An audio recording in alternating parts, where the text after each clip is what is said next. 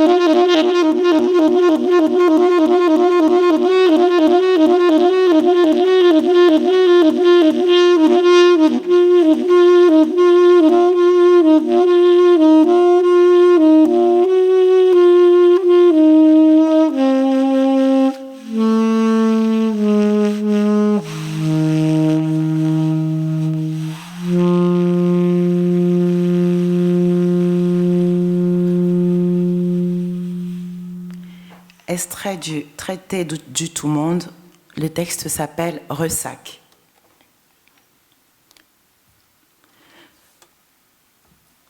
Nous écrivons en présence de toutes les langues du monde. Nous les partageons sans les connaître. Nous les convions à la langue dont nous usons. La langue n'est plus le miroir d'aucun être. Les langues sont nos paysages que la poussée du jour change en nous. Opposés à la standardisation, à la banalisation, à l'oppression linguistique, à la réduction au sabir universel, mais savoir déjà qu'on ne sauvera pas une langue en laissant périr les autres. Car avec toute langue qui disparaît, s'efface à jamais une part de l'imaginaire humain, une part de forêt, une part de savane, un trottoir fou. Le goût des plats en zinc, la saveur du manger, le prix de la faim. L'imaginaire irradie et se refait dans l'emmêlé du tout-monde. L'emmêlement des langues, à son tour, nous est rendu lisible par la langue dont nous usons. Notre usage de la langue ne peut pas être monolingue. Si la langue française m'avait été proposée ou imposée, on a essayé, il est vrai. Comme le seul vécu de mon seul espace traditionnel, je n'aurais pas pu y exercer. Une langue se rehausse de permettre que nous y tracions notre langage, la poétique de notre rapport aux mots. De la même manière, une langue composite comme le créole ne saurait être défendue sur le mode atavique de l'unicité et de l'enfermement. L'unicité close menace aujourd'hui le tramé des langues. Et c'est la trame du divers qui les soutient. Le langage, c'est d'abord la fréquentation insensée de l'organique, des spécifiques d'une langue, et en même temps son ouverture sévère à la relation. Le ressac est répétition qui sans fin se déchire. J'avoue.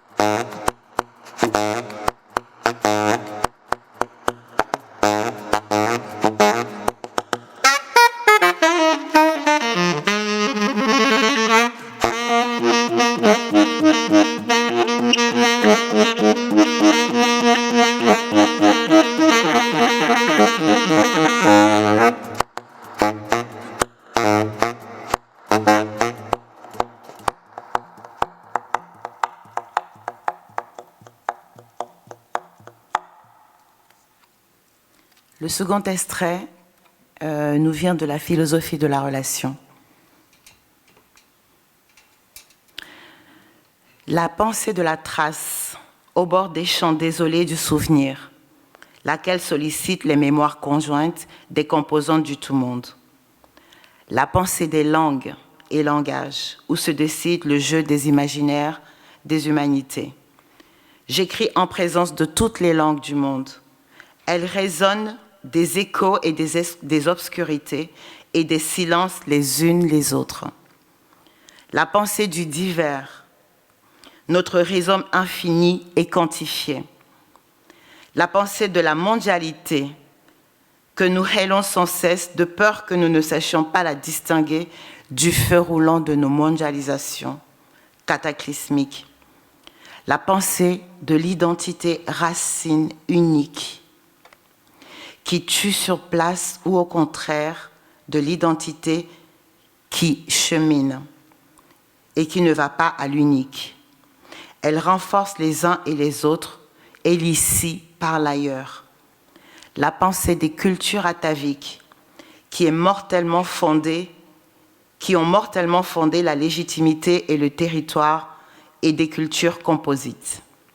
Celles qui opposent et mêlent à tout coup leur digénèse, folle naissance primordiale, mais aussi au large des villes impénétrables, les mornes qui dérivent, les terres enfoncées, les roches de mer dont pas un ne fait le tour.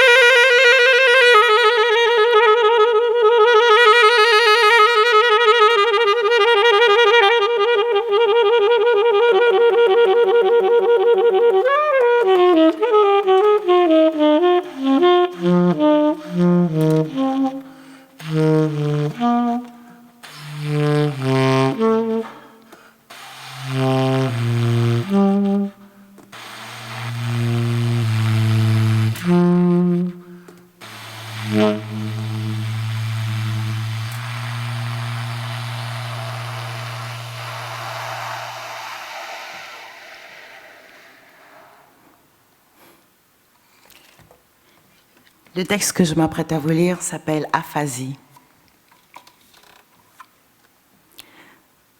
Ma voix s'en est allée. Silence. Donnez-moi votre voix, votez pour moi. Donner, offrir, vous voulez dire. Ma voix n'est plus. Aphasie. Comment pourrais-je l'écrire? Les désordres du monde ne me traversent pas. Ils m'imprègnent. Éponge lourde de jingles et de rires préenregistrés. La misère, et alors? La mort, de qui? Si peu de morts comptent finalement. Les vivants se hâtent en silence. Silhouette grise et fragile dans la ville métallique. Ils ne pèsent pas davantage. Des pompiers pyromanes mettent le monde à feu. Les pleurs des mers gonflent les rivières. Barman, un autre verre. Et augmentez s'il vous plaît le son de la télé. Des hommes en costume assènent leur certitude.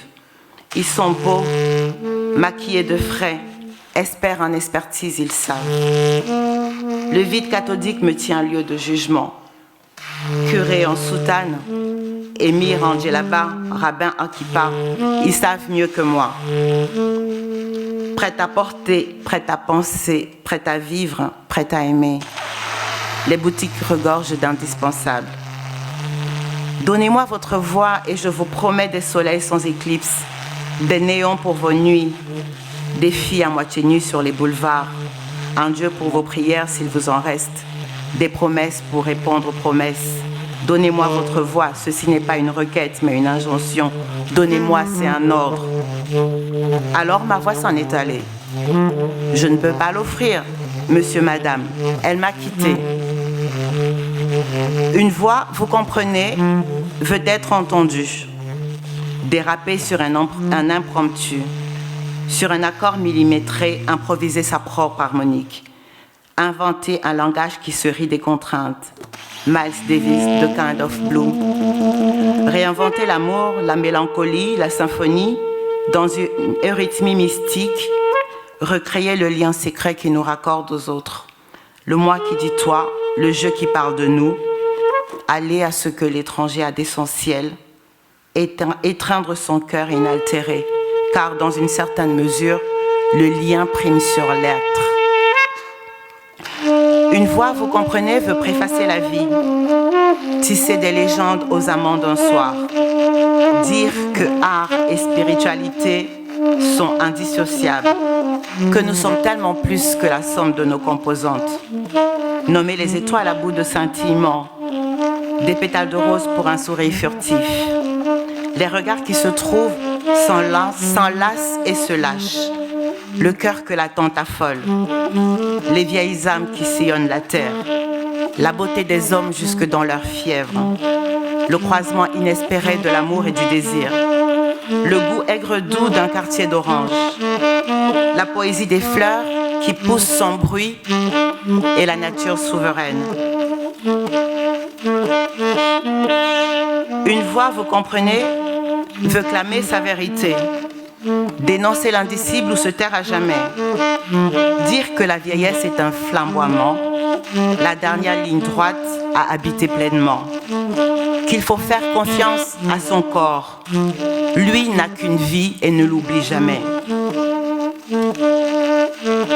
Que certaines blessures ne guérissent pas, que tout est permis lorsque rien n'est tracé, que ce n'est pas le regard qui crée la beauté.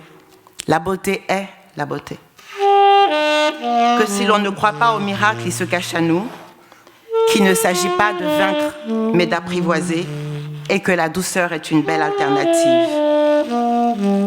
Une voix, vous comprenez, est orgueilleuse. À peine née, petit homme, elle hurle à la face du monde, la voix. Elle vrille, pénètre, s'imprime, s'impose, en impose, cajole, caresse, séduit, enlace et apaise. Elle est peau et regard, la voix.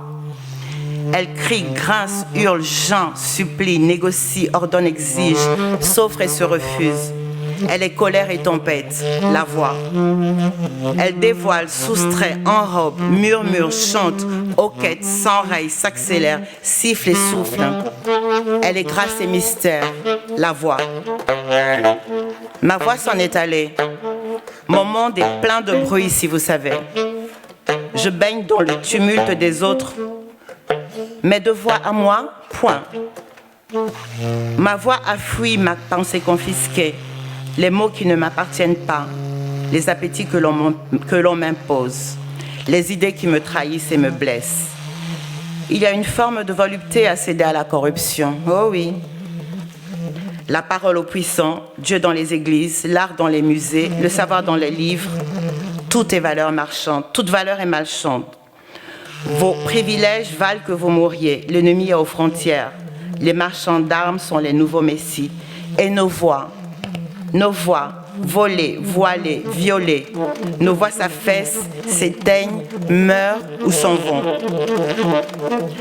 Ma voix a fui ma conscience fragmentée et la folie qui me guette. Ma voix s'en est allée et mes rêves sont ouates et silence.